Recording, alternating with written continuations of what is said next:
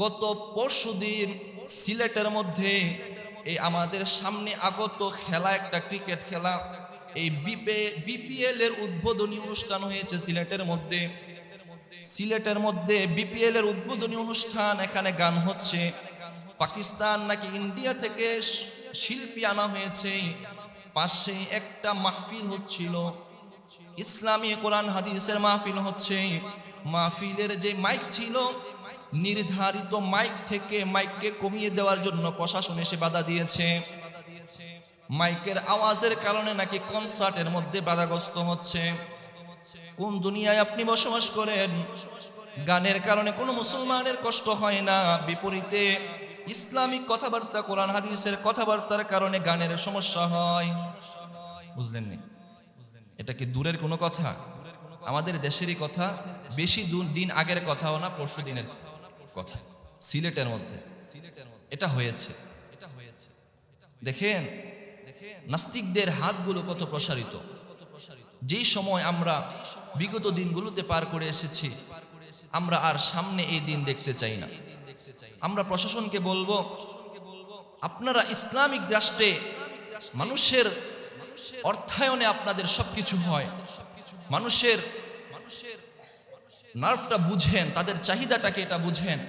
মুসলমান সংখ্যাগরিষ্ঠ এই দেশে আপনি যদি কোনো কাজ করতে হয়, তাহলে মুসলমানদের দিকে লক্ষ্য করে আপনাকে করতে হবে। বিধর্মীদের রীতিনীতিকে যদি আপনি এখানে প্রতিষ্ঠা করতে চান, মুসলমান তাদের গায়ে রক্ত যতদিন এক ফোঁটা বাকি থাকবে, মুসলমান কখনোই এটা বরদাস্ত করতে পারে না। আমরা তাদের কাছে বিনীত আরজ রাখবো, আমার দেশটাকে অস্থিতিশীল করতে আমরা চাই না। আমরা এটাও বলি, মাহফিলে যদি বেশি মাইকে, গভীর রাতে যদি কোনো শিশু নারী বৃদ্ধের কষ্ট হয়, মাইক কমিয়ে দেন, বাহিরের মাইক বন্ধ করে দেন। বেশি রাত পর্যন্ত ওয়াজ মাহফিলও যেন না চলে, সেই জায়গায় গান বাজনা চলবে, ওয়াজ বন্ধ করে দেওয়া হবে। এটার উল্টাটা হয়ে গেল। আল্লাহ আমাদের সকলকে সহিহ বুঝ দান করেন, বলেন আমিন। এটাকে আমরা পালন করতে পারি না, কারণ হলো এইগুলা যেহেতু বিধর্মীরা করছে, বিজাতিরা করছে, এর মাধ্যমে মুসলমানদের সাথে বিধর্মীদের সাদৃশ্য হচ্ছে কি হচ্ছে না? আপনি যদি এটা পালন করেন, খ্রিস্টানদের সাথে সাদৃশ্য হবে না? খ্রিস্টানদের সাথে সাদৃশ্য হবে। একাধিক হাদিস আল্লাহর হাবিব সাল্লাল্লাহু আলাইহি ওয়াসাল্লাম খ্রিস্টানদের বিধর্মীদের সাদৃশ্য অবলম্বন করতে নিষেধ করেছেন। সিলসিলাতু আহাদিস সহিহার 2194 নম্বর হাদিসের মধ্যে ওমর ইবনে খাত্তাব রাদিয়াল্লাহু, আমর বিন শুআইব রাদিয়াল্লাহু তাআলা আনহু বলেন, লা তুশাব্বাহুল ইয়াহুদ ওয়ান নাসারা, তোমরা ইহুদি খ্রিস্টানদের সাদৃশ্যতা অবলম্বন করিও না। আরো হাদিসের মধ্যে রাসূল সাল্লাল্লাহু আলাইহি ওয়াসাল্লাম ইহুদি খ্রিস্টানদের সাদৃশ্যতা অবলম্বন করতে নিষেধ করেছে। 3 নাম্বার পয়েন্ট। 4 নাম্বার, আমরা এটাতে শরীক হতে পারি না, এই কারণে যে এটাতে যদি শরীক হই, আপনি দেখেন এই দিনটাকে কেন্দ্র করে কোনো ভালো কাজ হয়? নারী পুরুষ অবাধে মিলামেশা করে, এই দিনটাকে কেন্দ্র করে আতশবাজি, গান, ফুটকাবাজি, এই সমস্ত জিনিস হয়। আপনি যদি একটা আতশবাজি কেনেন, গানের একটা যন্ত্র কিনেন, এতে কি আপনি নিজেই গুনাহগার হচ্ছেন, নাকি যাদের থেকে কিনলেন তাদেরকেও গুনার জিনিস ক্রয় করে গুনাহে সহযোগিতা করতেছেন? শুধু আপনি ক্রয় করে সহযোগিতা করতেছেন না এমন না, আপনি যে ক্রয় করবেন এই কারণেই তো দোকানদারিরা এটা বিক্রি করার জন্য দোকানে রাখে। দেখবেন এই পটকাবাজিগুলো শুধুমাত্র ওই দিনগুলোতেই দেখবেন, বছর আর দিনে নাই। তার মানে কি বোঝা যায়? ব্যবসায়ীরাও নিয়ত করে রাখছে ওই দিনটাকে কেন্দ্র করে আমি ব্যবসা করতেছি, তাই না? এতে আপনার কেমন ধরনের ব্যবসা হচ্ছে? আল্লাহ তাআলা এই জিনিসটাকে নিষেধ করে দিয়েছেন যে হারাম কাজে তোমরা একে অপরকে সাহায্য করবা, নিষেধ, সাবধান হয়ে যাও। আল্লাহ তাআলা সূরাতুল মাইদার 2 নম্বর আয়াতে বলেন, বিসমিল্লাহির রহমানির রহিম, তাআওয়ানু আলাল বিররি ওয়াত তাকওয়া ওয়ালা তাআওয়ানু আলাল ইসমি ওয়াল উদওয়ান। আল্লাহ বলেন, তোমরা ন্যায় এবং ইনসাফের ক্ষেত্রে একে অপরের সাহায্য করো। ওয়ালা তাআওয়ানু আলাল ইসমি ওয়াল উদওয়ান, গুনাহ এবং অবাধ্যতার ক্ষেত্রে একে অপরকে কাউকে সাহায্য করিও না। এই 31st নাইটে যে গানের আয়োজন হয়, এই 31st নাইটে যে আতশবাজি, ফটকাবাজি হয়, নারী পুরুষের অবাধ মেলামেশা হয়, ওই সমস্ত জায়গায় যা কিছু খরচ হয়, এই কিছু কি ভালো কাজ না মন্দ কাজ? এই জায়গায় যদি আমি ব্যবসা করার নিয়তে কোনো কিছু বিক্রি করি অথবা কাউকে দেওয়ার জন্য এগুলো ফোটানোর জন্য ক্রয় করি, এগুলো কি ভালো জিনিসের মধ্যে সহযোগিতা না মন্দ জিনিসের মধ্যে? আল্লাহ জানিয়ে দিলেন, গুনাহ এবং মন্দ, গুনাহ এবং অবাধ্যতার ক্ষেত্রে তোমরা একে অপরকে সাহায্য করিও না। এবার আপনি যদি তারপরও কিনেন, এবার আপনি যদি তারপরও বিক্রি করেন, বোঝা গেল আপনি আল্লাহর আয়াতকে অস্বীকার করলেন। আপনি আল্লাহর আয়াতকে পাশ কাটিয়ে গেলেন। আল্লাহ আপনাকে নিষেধ করলেন, আপনি তারপরেও এই কাজটাকে করলেন।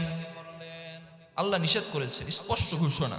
তারপরে যদি আপনি বিক্রি করেন, আপনি ক্রয় করেন, তাহলে স্পষ্ট আপনার ঘোষণা আপনার উপর যে তুমি আল্লাহর আয়াতকে অবাধ্যতা করেছো। আমরা যেন বেঁচে থাকতে পারি, আল্লাহ তৌফিক দান করেন। 5 নাম্বার, এই জিনিসটা আমরা করতে পারি না, এতে করে অন্যের কষ্ট হয়। অন্যের কষ্ট হয় না? ওই দিন রাত 12টার সময় যে পরিমাণে আতশবাজি ফুটানো হয়, যে পরিমাণে গান ছাদের মধ্যে লাইট দিয়ে গান বাজনা এত ডোল বাজিয়ে পিটিয়ে গান হয়, এতে করে আমরা তো নিউজের মধ্যে দেখি ছোট ছোট বাচ্চা, শিশু বাচ্চা, অনেক শিশু বাচ্চা হার্ট ফেল করে মারা যায় আওয়াজে, বক্সের আওয়াজে। অনেক বৃদ্ধরা থাকে, অনেক অসুস্থ মানুষ থাকে, তাদের কষ্ট হয়। এই তাদের কষ্ট দেয়া কি জায়েজ? তাদের কষ্ট দেয়া জায়েজ? কখনোই জায়েজ না।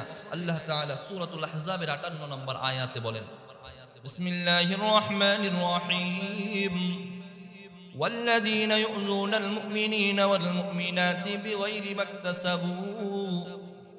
আল্লাহ বলেন, ওয়াল্লাযীনা ইউযুনাল মুমিনিনা ওয়াল মুমিনাতি, যারা আল্লাহর মুমিন বান্দা বান্দীদেরকে কষ্ট দেয়, বিগয়রি মাকতাসাবু, কোনো কারণ ছাড়াই, ফাকাদ ইহতামালু বুহতানান ওয়া ইসমান মুবিনা।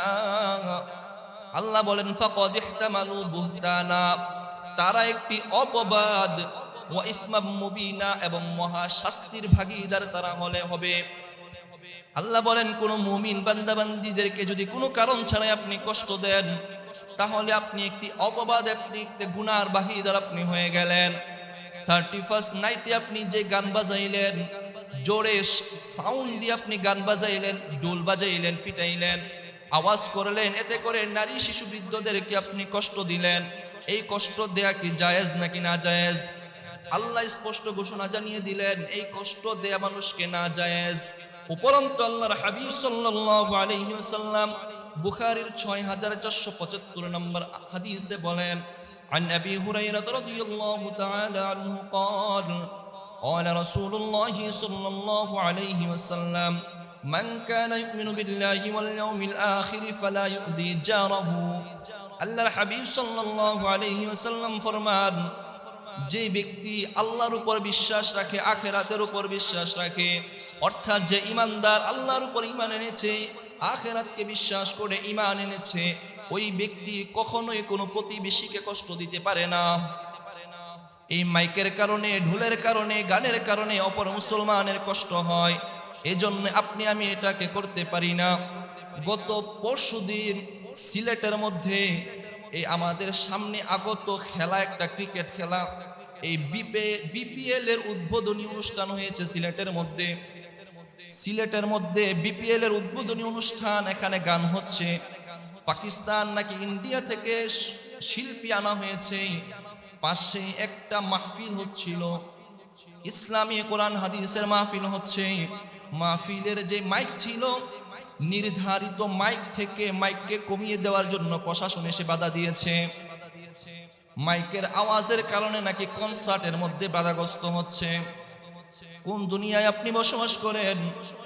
গানের কারণে কোনো মুসলমানের কষ্ট হয় না, বিপরীতে ইসলামিক কথাবার্তা, কোরআন হাদিসের কথাবার্তার কারণে গানের সমস্যা হয়। বুঝলেন নি? এটা কি দূরের কোনো কথা?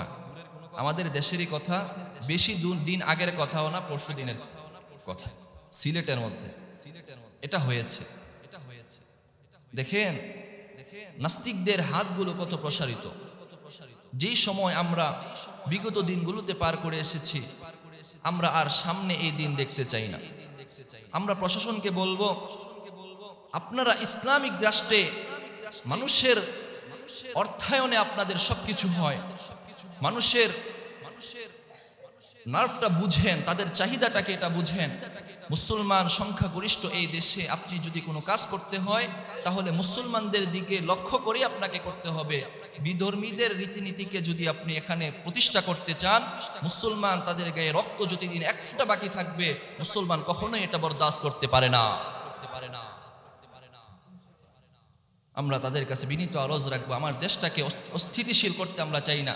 আমরা এটাও বলি, মাহফিলে যদি বেশি মাইকে গভীর রাতে যদি কোনো শিশু নারী বৃদ্ধের কষ্ট হয়, মাইক কমিয়ে দেন, বাহিরের মাইক বন্ধ করে দেন, বেশি রাত পর্যন্ত ওয়াজ মাহফিলও যেন না চলে। সেই জায়গায় গান বাজনা চলবে, ওয়াজ বন্ধ করে দেওয়া হবে, এটার উল্টাটা হয়ে গেল। আল্লাহ আমাদের সকলকে সহি বুঝ দান করেন, বলেন আমিন।